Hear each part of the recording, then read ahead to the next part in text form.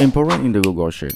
The import range is very important for user if you want to call the information from to another sheet and show any statistics. That example, I use the VLOOKUP and import range like this. Don't waste the time, I will show you. But before I show you, I want to explain you that. So this is all the information of the student, and this worksheet is attendance that I need to call from these files to show on the attendance file. Okay, so first I need to press equal, type VLOOKUP. Okay, click on function. Next, click on ID of the student, comma, tap the import range. Click on function. Next, you should be to show the spreadsheet URL. You just show the open and close double quote, comma, open and close double quote, and close bracket. So in here, I want to explain you should be show the link URL from to another sheet. So this is the worksheet that I want to show.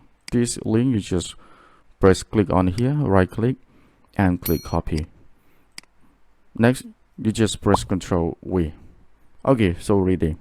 And in the double quote here, you should be know about the rank string. Rank strings mean that you should be show about the name of the sheet here. You just double click here to copy the name worksheet. Right click and copy. Click on this worksheet and press Ctrl V. Next, you should be noted about the column. Press design and show the column that you want to range. I start from A1 to F100. So that after the close bracket, comma. Okay, I type number 2. So why I type and show the number 2 here, you know that. So I will to explain you click on this worksheet. It means that if any ID match, I want to show the column B. Column B is mean that the column number 2, A number 1 and B number 2, you know that. If match, show number 2. So here I press number 2 and show here. Okay, it's correct, right? And comma and 0, close bracket, and enter. Okay, you see that. So the result that is so the ID ST002, the name is E. You see that? E.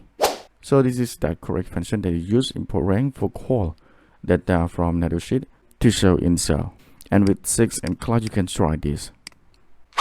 And if you want to show another student absent, like if you type, I copy this and paste here.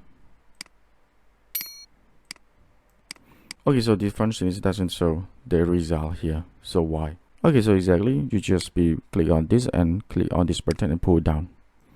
Okay, so the function will auto.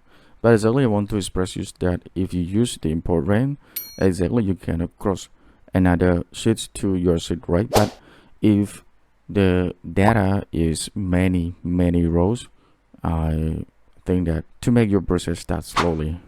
Okay, with the import range, I finished. Thank you for your love sharing. See you in next video. Bye.